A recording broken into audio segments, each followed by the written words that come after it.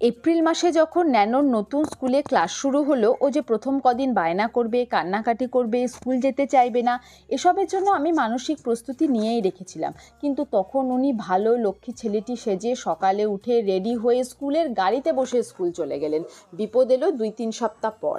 এখন উনি সকালে উঠেই বায়না জুড়ছেন, কাঁদতে বসে যাচ্ছেন যে নতুন স্কুল একেবারেই যাবে না, ওখানে নাকি ওনার সব কিছু অনেক কঠিন কঠিন লাগছে, ওখানে নাকি পড়া বেশি খেলা কম।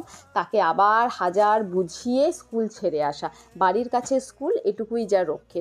ফিরতেই তো আমার পেটে একেবারে ছুঁচোয় ডন মারতে শুরু করে দেয়। কোনো রকমে চাটা করে দুটো বিস্কুট নিয়ে বসে পড়ি।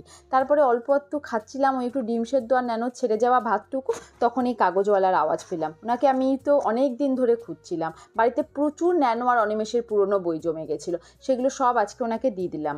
ওই 10.5 কেজি মতো হয়েছিল, 110 টাকা দিলেন। আরও কিছু পিচবোর্ড ছিল, ওগুলোর বদলে বললো টাকা পাওয়া যাবে না। আমি বললাম আপনি নিয়ে যান। এমনিতেও এইসব মানুষের সাথে আমি কোনোদিন দরদাম করি না, ক টাকাই বা লাভ হয় ওনাদের। তারপরে বসলাম একটু ফেস মাস্ক লাগাতে। প্রায় 1 মাস হলো কিনে রেখেছি, এটা ব্যবহার করেই হচ্ছিল না।